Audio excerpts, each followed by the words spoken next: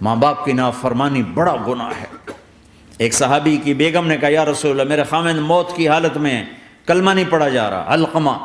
آپ دوڑے ہوئے گئے، آپ نے کہا بیٹا کلمہ پڑھو، کہا جی نہیں پڑھا جا رہا۔ بول رہے ہیں، کہا جی پڑھا نہیں جا رہا۔ کہا کیوں؟ پھر آپ نے ایک دم کہا کوئی ماں باپ میں زندہ؟ کہا جی ماں۔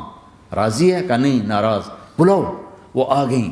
آپ نے کہا علقمہ کی اماں تمہیں بچے سے ناراض ہو؟ کہا جی ہاں۔ کیوں ناراض ہو؟ کہا جی اور کچھ نہیں، بہت نیک بچہ ہے، تہجد پڑھتا ہے، روزے رکھتا ہے، قرآن پڑھتا ہے، مجھ سے بدتمیز ہو کے بولتا ہے۔ وہ مجھے ابھی راستے میں بتا رہا تھا ایک ساتھی کہ جی یہاں کے جو بچے ہیں وہ ماں باپ کے ساتھ بہت بدتمیز ہو کے بولتے ہیں۔ ان کو پہلا قصور ماں باپ کا، انہوں نے کب ٹائم دیا تھا؟ ان کو ٹائم دیا تھا بچوں پر محنت کے لیے۔ کہا یا رسول اللہ اور کچھ نہیں ہے، بدتمیز ہو کے بولتا ہے۔ تو آپ نے کہا معاف کر دے۔ کہا میرا دل ٹوٹا ہوا ہے۔ آپ نے کہا اچھا اگر میں اسے آگ لگاؤں پھر سفارش کرو گی، معاف کرو گی؟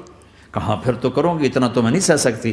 کہ اگر تو نے معاف نہ کیا تو سیدھا اللہ کی آگ میں جائے گا۔ ہے کون؟ صحابی۔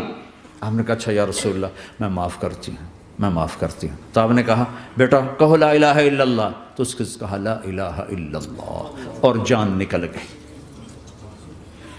پھر آپ نے اس کا جنازہ پڑھا اور اس کے دفن میں شریک ہوئے، قبر تک گئے۔ پھر آپ نے دفن کے بعد اعلان کیا جس نے ماں باپ کو دکھ دیا اس پہ اللہ کی لعنت، فرشتوں کی لعنت، زمین آسمان کی لعنت۔ نہ نماز قبول ہے، نہ روزہ قبول ہے، نہ صدقہ قبول ہے۔